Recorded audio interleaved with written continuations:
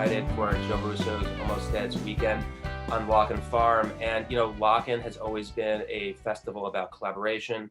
It's a festival about cross-pollination. It's a festival that really highlights all the connections that both the musicians have together on stage and with their audience. And as a fan of all 9 musicians who are going to be performing during Joe Russo's Almost Dead's weekend, I just love the fact that there's this real big Venn diagram that connects these 3 bands. Obviously, Billy Martin and John Medeski, The Slip, who are going to be playing their first East Coast shows in about 10 years now.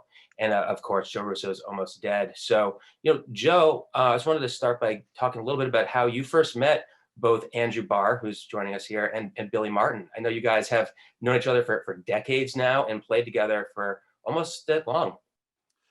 Yeah, it goes back. I think it actually would start with Billy, even though we didn't know each other.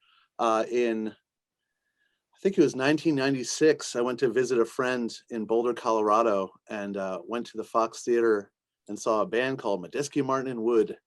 And I had never heard music like that at that point in my life. It absolutely floored me, redefined so many things in my brain that night, just scrambled me. This band playing, the music they were playing, their approach to their instruments, and then of course Billy's approach to our shared instrument. He was playing a completely different instrument than I did at the time. Like I was just floored at the expression and the approach. And I remember going to my friend's attic and jamming the next day and desperately trying to recreate the smallest version of that vibe, and really set me on a completely different trajectory and path, which led me to meeting a band of guys out there, and that band ended up Fat Mama, terrible name, but cool band, and those guys also coming from that place just kicked my ass and schooled me in the ways of listening and improvisation and just a different approach to the instrument. And then touring with those fellas led me to meeting the guys in The Slip, probably at Wetlands or somewhere, around, the late 90s, 97, 98, where I fell in love with Andrew Barr. Feelings mutual. Oh, thanks, pal. So I honestly, the fact that we have Billy and Andrew here right now, just 2 of my absolute drumming heroes, and really pretty much defined the course I found myself on at that time in the late 90s, just floored by both of their expressions and their approaches to this instrument that I didn't know could even do what these guys were doing. So, and then that just led to, some closer collaboration with Andrew at the time, and our bands would play together. And then eventually leading into when Marco and I played together, and he was tight with all those guys in Boston. And then, luckily, as I kind of grew as a musician and in the scene, or lived in New York, and I finally got to meet Billy, and I've done some studying with him, and just have had such an honor to perform with both of these guys, and continue to learn so much by the works they've already done, by collaborating with them. So yeah, I'm the luckiest guy in the world to be able to, be a part of putting this weekend together with, it's our sweet Grateful Dead cover band, but the spine of this thing is collaboration and improvisation. And, I think what we bring to the Dead thing with our band is still rooted in all the lessons I learned from, these 2 guys and their bands, and then the extended universe between that. For sure. And, Joe, we've heard you, describe kind of the chemistry in J-Rad over the years, and how, though you guys are largely playing songs that are either part of the Grateful Dead's repertoire, or would have been part of the Grateful Dead's repertoire if they had come about it at a different time, the chemistry between the 5 of you guys goes back so much further, and the shared interests and shared experiences really come through in those improvisational moments. You mentioned Marco, obviously, who plays keyboards in J-Rad, and has a real connection to both the players who are here today with us, Andrew and Billy. And actually, if I'm not correct, Joe, you and Marco first reconnected outside a performance by John Medeski at That's right. Tonic, I believe. So they have a very important role in the formation of JRAD as well. Can you kind of relay that story a little bit for those Yeah, who don't remember? yeah, I do. It was the early 2000s. I had just moved to New York City, and I was playing at a place called the Lansky Lounge that was across the street from Tonic, which was an amazing club in New York. And I don't know if it was all three of you guys or if it was just Medeski playing across the way. Something amazing was happening, and there was a long line, and Marco was going to see you, and he had to take a piss, so he came across the bar, or came across the street to the bar I was playing, and we had bumped into each other, yeah, for the first time in shit. I guess maybe like 10 years. I don't know. He and I went to middle school together, and would briefly run into each other, once in a Wow, that while. was just a coincidence? Oh, completely. Yeah, he Oh my was he God, was it was going to in the see you. stars, bro. That's amazing. Yeah, had to go pee pee, came across the street, and then I was playing. It was early 2000s, so it was some sweet live drum and bass vibes, and it Wow. was like all the guys a lot of guys he went to school with at Berkeley. So he saw them all and was like, "Oh, hey, hey, hey," and then we realized who each other were, and Oh man. reconnected that night. And then we exchanged numbers, and then he hired me to do a gig at a place. Oh fuck! It was like a Moroccan restaurant in Hell's Kitchen, and we ended up doing like a quartet for a little while. It was myself, Marco, a percussion player, and a sax player, and then that eventually paired down to the duo. So yeah, like our reconnect was fully, Oh man. all part of this. I know, isn't that crazy? That's beautiful. Yeah, it is. It's wonderful, and actually, when I remember that story, so I'm glad Mike brought it up, because it really, yeah, it's like that perfect thing. It was just like, same place at the same time after all these years, and reconnect, and then our whole life together since has been insane. And, It is and written. to bring that story even fuller circle, Andrew, you were actually at school with Marco during the kind of period where him and Joe were on their own separate journeys before they came back together, right? Do you remember when you guys first connected, and then kind of to bring it back to Joe, when you first either saw Frat Mama or saw him play with one of the many projects he had in the New York area in that late 90s, early 2000s period? Yeah, Marco and I, if I remember properly, we went to Berkeley together, and freshman year we both like failed out of all the ensembles that you could get in, and everybody was trying to get into this teacher's ensemble or that. We ended up in something called lab band, which was put all like the kids that failed the test playing, and we ended up playing meters tunes together in lab band with, I think, like a trumpet player, an amazing conga player from Puerto Rico who was blind, and so we connected over that music and formed a really nice friendship. And I think it was around that time that the Slip started kind of testing the waters. We bought a van and we drove to Boulder, Colorado. And in those days, there was no internet. We didn't even have cell phones. And so it was just kind of promoters and fans would connect these bands together and say, oh, I think you guys, you're coming out to Colorado, you should play with Fat Mama.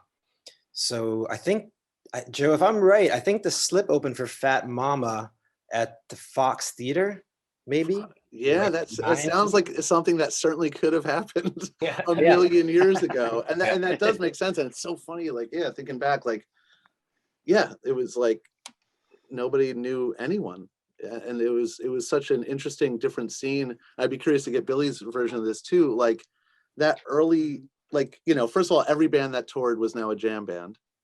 Yeah. If you improvised or toured, you were in a jam band, and it was just such a, I mean, for me, it was such a far out new world of meeting all these bands from out of town, and living in somewhere like Boulder was cool because people would come through all the time. And yeah, it sounds about right. I bet that's exactly what happened. We got put together, and it was a great group of guys you were playing with, Fat Mama. And I remember you guys were playing like these huge funky arrangements, kind of almost big band style, but it was clear at the center was this engine of Joe Russo that was had this fierce pocket, and it was like reacting to everybody. And I definitely took his name down, and then like I feel like within a year or two, Marco was like, I met my buddy Joe again, and we're starting the duo, and right. And the slip was a trio, and you guys scared the shit out of us. What you did as a duo. A lot of energy, Yeah. So and then and then like Joe said, Joe with the duo and the slip did a lot of touring together, and sometimes we'd be one big 5-piece band. And yeah. And then Marco, when Marco and Joe took a break from each other, they're I played with Marco quite a bit in a trio. And yeah, it's definitely one big family. And Medeski, Martin, and Wood, I think I saw at CBGB's gallery for the first time. Oh wow, that's early days.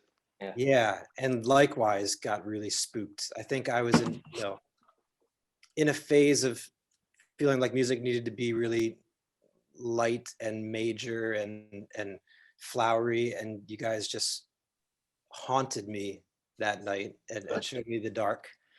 What power of the dark side of knowing You're damaged for life now. Well, I guess should I speak a little bit about my Yeah, Billy, obviously, the way MMW came together was kind of a similar fashion to the world that Andrew and Joe was talking about. Obviously, you guys had, mutual friends and connections and started playing with each other and formed a trio, but yet also have this orbit of other players that you guys still collaborate with today and have worked with in the past. MMW obviously came out of a little bit of a different downtown New York scene, but especially by the mid to late 90s, were fully embraced by what was considered the jam band scene back then. And there was definitely a point, I guess, probably from when after you guys first started playing with Fish and did the album with Schofield, and before the kind of like early 2000s festival boom, when you really led the forefront of kind of bands rooted in jazz improvisation, played rock clubs or jam band clubs like Wetlands. And I think both Joe and Andrew and their original bands definitely kind of came through that orbit into what is now the general Relix jam band Lockn world. So can you talk a little bit about your perspective of what it was like kind of seeing this kind of deadhead world that was existing parallel to you, and then eventually kind of became part of this greater collaborative ecosystem that now you've been involved with for 25 years? Well, I'll try to speak about this parallel world, because we didn't know what we were doing with Medeski, Martin, Wood, when we were starting out. I mean, as far as like what it was, where we were going with this, it was just like we wanted to play for anybody.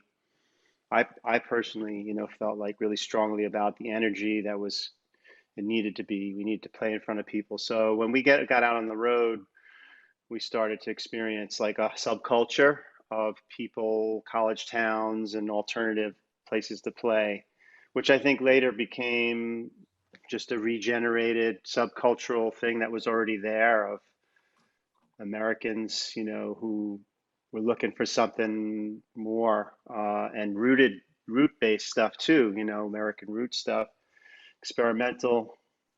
So when we started playing New Orleans and all these places, and there was a lot of I guess that subculture was already there. The Grateful Dead, world and bands and people who were coming to our shows that were like taping our shows, and we didn't even know what was that all about. We were learning about why people tape shows, where that started, how that it was a whole other culture of people who were documenting Sun Ra, the Meters, Medeski, Martin, Wood, the Grateful Dead would like began. It was like those people were at all the Dead shows and they recorded all these things. So they already had a network, this is like before the internet, basically, where they had a network, tape trees and all that. So our tapes started getting passed around. And that's when I started to learn about that kind of part of the subculture of the audience, really, right? And I think the audience really created this jam band genre, the name, and then after that, all these other people came out, started playing, and we did the things like the Horde tour and things like that. And I mean, it just evolved kind of naturally. We weren't really conscious of where we were going with, marketing ourselves or anything. It was just grassroots, getting in the van and playing, sleeping in people's floors and clubs and sleeping in the van, getting an RV. And then, later, this band Fish came to one of our shows at the Cooler Oh wow, on the 14th cooler. Street. We were playing the Cooler. Was like, it was literally an old meat cooler packing district on 14th Street, which is now like the hippest, most fanciest, strip in New York. But it was just the meat market was there, and at night there were some clubs, and we were playing the Cooler, and our manager Liz was like, these really nice, cute guys, they want to meet you backstage. Can I bring them back? They're like dancing in the back and stuff, and we're like, yeah, okay, sure. And they were just like these regular guys, totally cool. You know how we're crazy. We're like the energy that was going on at the time was pretty intense. So like we didn't notice anything special about anybody. It was just people coming in and out, and they seemed really nice. And then the next day, Medeski called me up. He said, those guys, they just sold out Madison Square Garden in 15 minutes. It's like, whoa, So that was my introduction to them, and I was sort of like, wow, didn't know anything about them at that point. And then they started staying in touch. We stayed in touch a little bit, and there was some cross-pollination, and they invited us to open for them, but they were playing our music at their shows, uh, and I don't know when that was exactly, but I'm just going to cut to the turn of the millennium when I got a tape or a CD from Russo Benevento Duo. These guys that sent me like a demo tape. And I was in my car and I was like, man, I'm so bored. I was like driving out to Western Mass. I'm like, let me finally get to this thing and listen to this stuff. And I listened to this really beautiful, music that I was pleasantly surprised. It sounded quite unique to me. And it had taken me a while to listen to it because people were giving me things all the time to listen to their music. And that was Marco and Joe. And I remember after listening to it, telling Medeski and Chris or whatever, I was like, man, these guys sent me this. It's really pretty cool, man. You check it out. Like, not like this other jam band stuff. Yeah, And usually the that guys was trying to rip off what we're doing. it's the beginning of being aware of what they were doing, particularly Marco and Joe, and then like crossing paths with them. I remember Buffalo in particular. We had a gig together, double bill, um, and then Marco had invited me to this. Was it on Sullivan Street? What was the name of that club? Oh yeah, Mar- Sullivan Hall. yeah, Sullivan Hall. Yeah. And Marco had called me up, like kind of cold called me to be part of this thing that he was putting together, like what you're doing, Joe. Like you're producing your shows Right. and curating stuff with the family, our Yeah. family here. And that was the beginning of like, I was like, he was like, would you do something with Calvin Weston on drums and you and me? And then we would like just have people. I was like, that is a hit, man. If you're asking me and Calvin, like, you got some guts, like, Seriously. so like, yeah, definitely let's do this. And then I heard, Joe, that's really when I really got a chance to hear you really play. When you sat in, and you were just like, holy shit, this guy is powerful like a mo. And that was the beginning of me, the awareness of like meet in person, listening to Right. you play and listening to you improvise. And so that was really kind of that time. Whenever the hell that was exactly, that was kind of the beginning of our relationship of really connecting, like as friends, as family, and all that. Billy, one thing you mentioned before we move on to the next question was you're talking about kind of these different worlds coming together, and you mentioned Sun Ra. I feel like there's someone we should point to who definitely hugged these very different scenes that were going on in New York and Philadelphia, especially at that time, and now you'll find at Union Pool one night and at a straight up jazz fest one day, and then at a more jam band setting the day after that. So that was a good reference point there. Sun Ra, yeah, definitely. And Joe and I got to play with Marshall Allen, like a Man, couple years that ago was when we did that show at insane. the Brook and Bowl. Nice. Who's Nice to make 98 those now, right? connections, Yeah. Mhm. That's awesome. Speaking of duos, at Lockn, you and John are going to do a special set. And over the years, you guys have performed as a duo. You have an album out as a duo. I know it's something that you guys have done on special occasions and especially around the city and at certain festivals. Where did that concept of having just the two of you guys play together first, come from? I asked John, I think, to do something. I have my label Amulet Records, and it's a very experimental label. It's usually just stuff that's not so commercial. So I had a little budget to like put a session together, and I just said, "Can we do the duo like we did when we first met?" Because I was living in Dumbo in the 1980s, in the mid 80s, to early 91, and I moved out of that loft when we started to hit the road a lot. But like before then, and when I met John, I met John in Boston just at a gig. I was touring through there, and then he came to Brooklyn to hang out with a friend, and I told him come over, and we played a duo in my loft, and it was really special, and I never forgot it. That was really the beginning, and I'm gonna just, in a way, it's like Joe and Marco, this concept of drummer Yeah. keyboard player, is really can be a really profound, deep thing, Just for some historical context, was the loft jams you guys used to do, was that before MMW first kind of coalesced with the Village Gate and stuff, or was it Yeah, after? it was, yeah. So going back to that first time, like John, like I said, I met him in Boston. I was playing with Bob Moses. I was playing Bob Moses' band as percussionist, and I played drums for a little bit too. And John came backstage, and Moses introduced me. And so that's when it started. Like, hey, come down come down to Brooklyn, give me a call. And he did, a month later. And I picked him up in my van. He came over with a little Korg organ, and that was just the first time we had ever played music together. And like we played for 2 hours, like straight. We made every possible sound. By the end we were like speaking in tongues, and it was like we went everywhere together. Like we were just one upping each other, and it was a beautiful thing. But yes, that was before Chris. And then later on, John was like, "Oh yeah, let me bring this bass player in," and he was doing duets at the Village Gate with different bass players, like Reggie Workman, but that was the beginning. Just the two of us played. The first time we had ever played together was just in a little drum booth in my loft. Yeah, It's amazing. yeah. Andrew, did you Yeah. also study with Bob Moses? You No, did. actually, I No? studied with the other Bob Gulati. Gulati. Oh, Bob Galati. Oh Yeah. man, Bob. Yeah, I Hero, studied right? with him. He was my hero. When I heard Bob Gulati and his band, The Fringe, Yeah. Mhm. we played in Boston every Monday night for like 35 years. And George Garzone, and George right, Garzone and and John Locke. Bergonzi.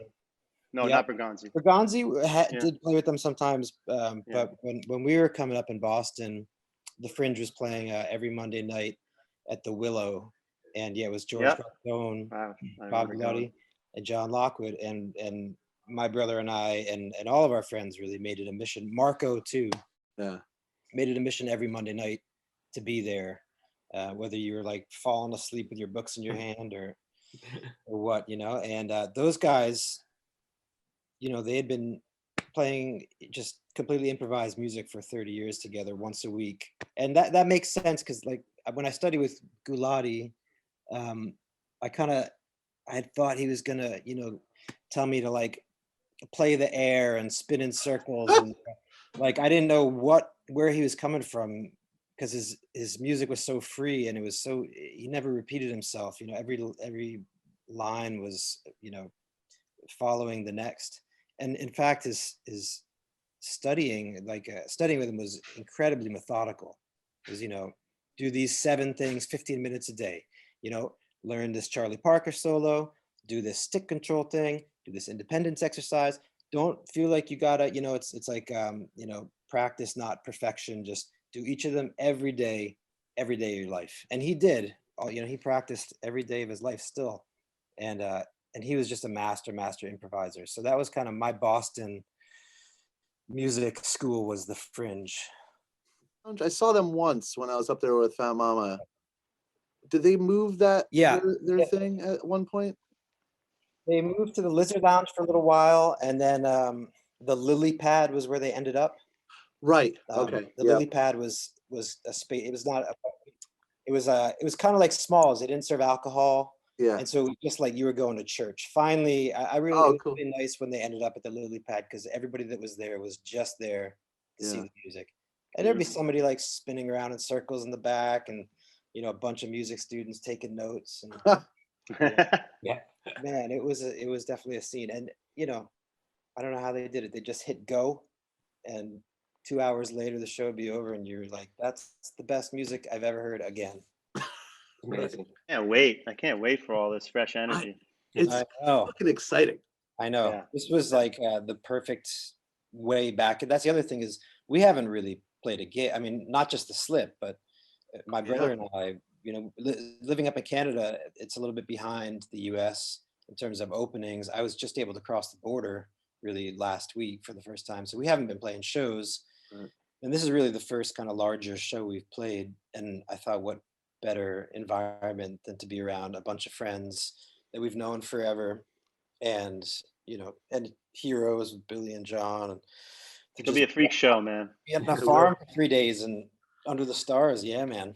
Yeah, it's gonna be really nice, you know, and that was kind of the idea behind it, was really just to bring, you know, like-minded individuals together in a space to create, you know, of it's going to be 3 different acts that sound wildly different, with the intention all being similar and pure, and from that place of just wanting to be on stage, wanting to make sound, and you know, manipulate the moment in real time, you know. And I I'm very excited to see the slip. I of course love playing with my own group.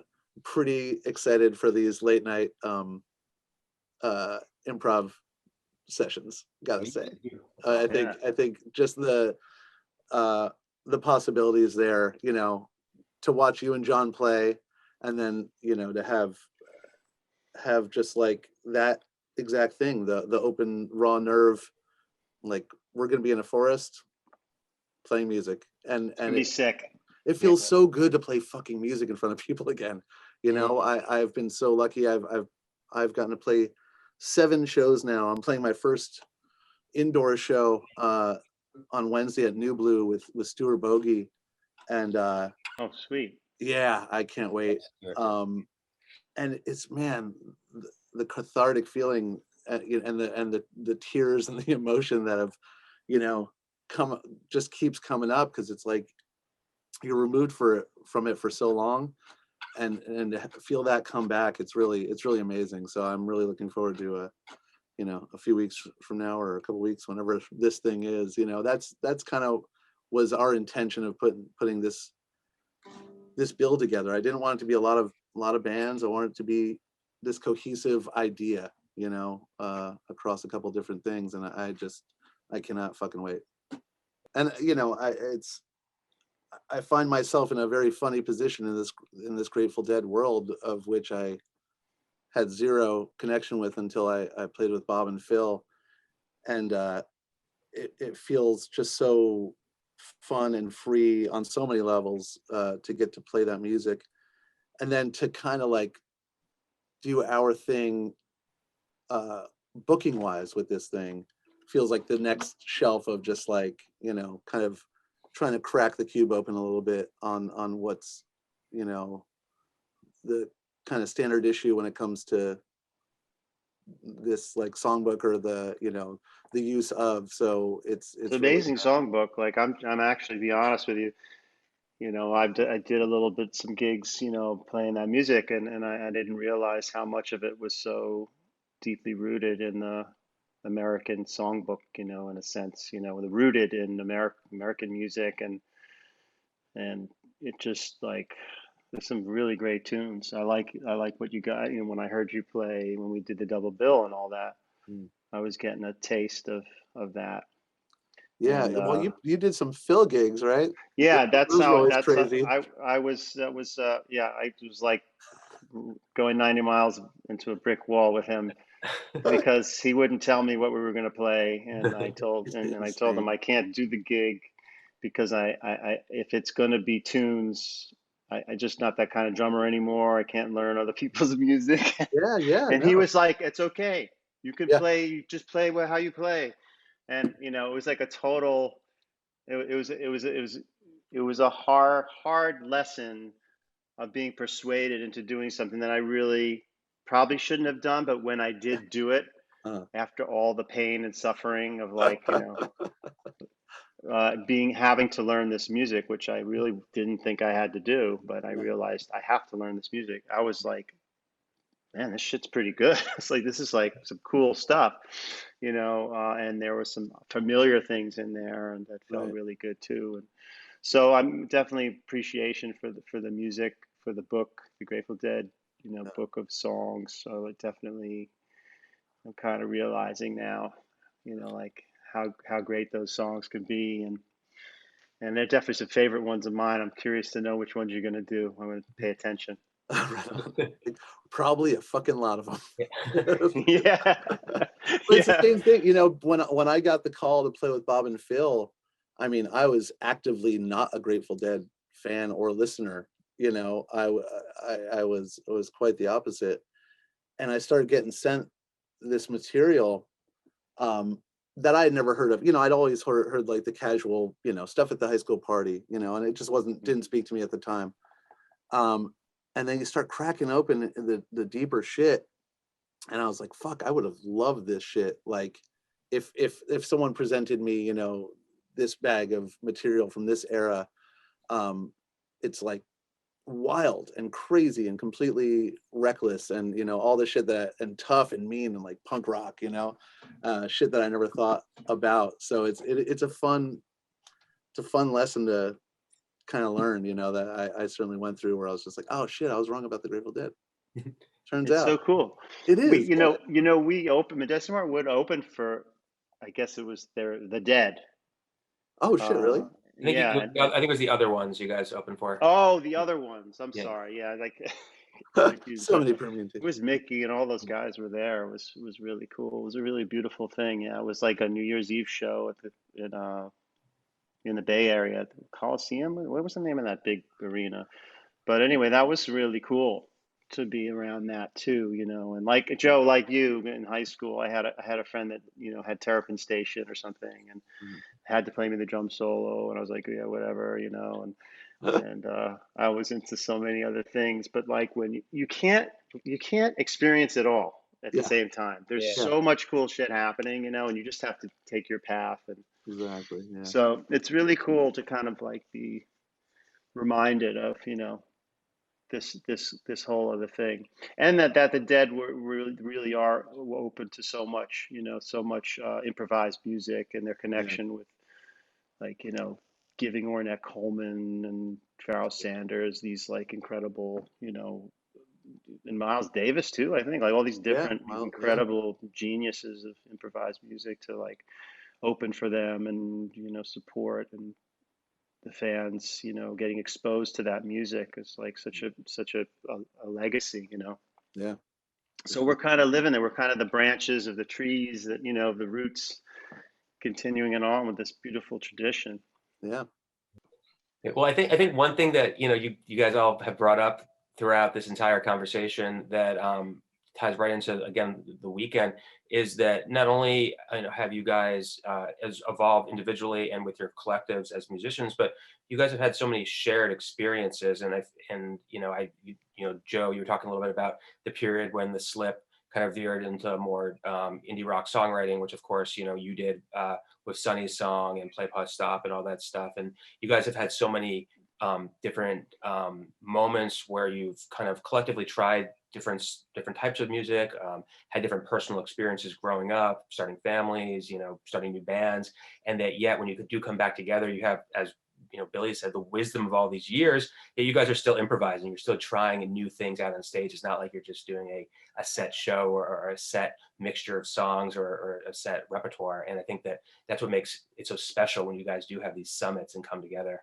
And there's a lot more than 3 bands on the bill. There might be 3 listed, but there's at least right. 24 bands they could think of just with the players that are up there. Those Yeah. not of you guys.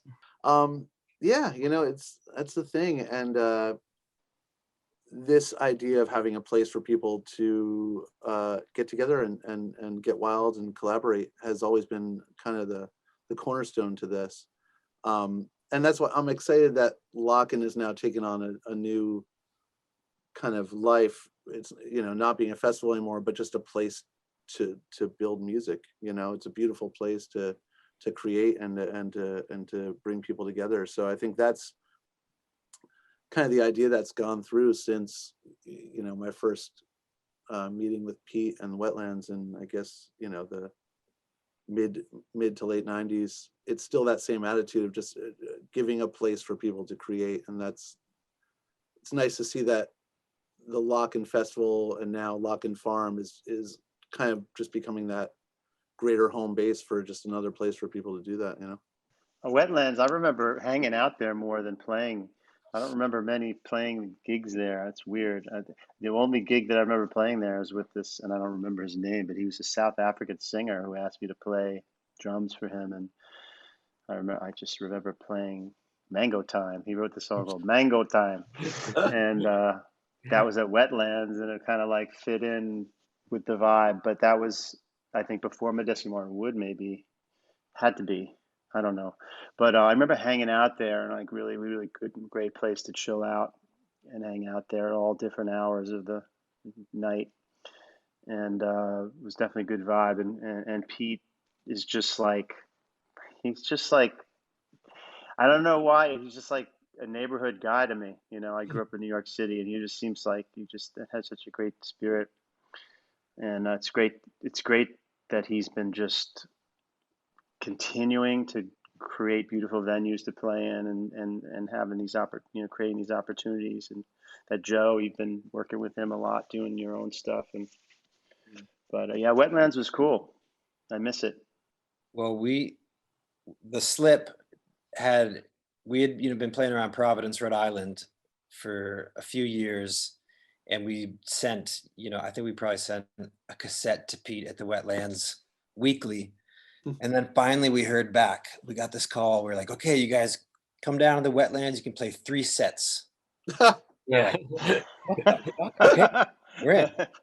So we got down, we all got in one car, and we drove from Providence to New York. We got there, and they said, yeah, okay, you're in the basement. You're down in this lounge. So we set up, there's this lounge where I think, in I between. love that lounge. Yeah, the lounge is great. Tight. Lounge was the place to be. In between the sets, everybody would like go down to the lounge, smoke a joint, I don't know.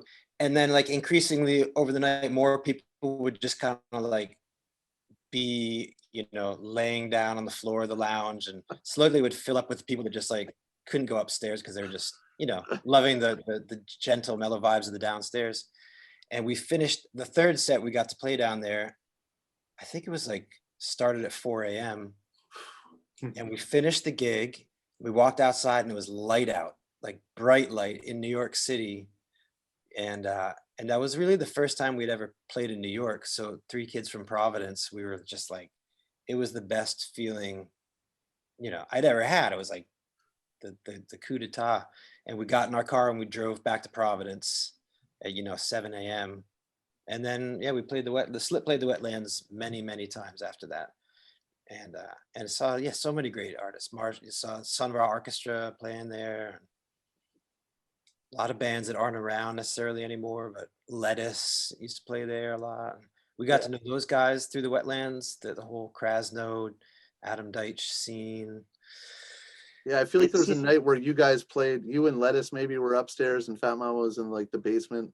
I think that happened maybe. Yeah, yep, that's right. That sounds, we used to play, we used to do like, sometimes you do alternating sets where one band would play, then the other band would play, then another band would play. And I remember with Deitch doing like dueling drum stuff, and it was like, he just put everybody in the room together, and then whatever you wanted to do, and of course everybody ended up playing together. Yeah. So that was a special place, man. Yeah. So cool. Yeah. It was definitely a really nice mix. People had opportunities. It wasn't like, you had to have it in necessarily. It was like there were bands that would show up and be like, who the hell are these people? Mm-hmm. They had no real connection to the New York scene or whatever. And it was just a really nice mix of that. I guess Pete really gets credit for that, I would assume. It's awesome. Yeah, we need more places like that. Yeah, for real. Yeah, those interlocking sets that Wetlands used to do were really, I feel like, the blueprint for kind of Lockn in so many ways. Oh, absolutely. I mean, that literally was, yeah. Oh, wow. Yep. That was because originally Lockn was supposed to be Interlocking, but then a cease and desist from Interlocking. Oh shit. Well, thank you guys all. Sorry. Thank you, guys.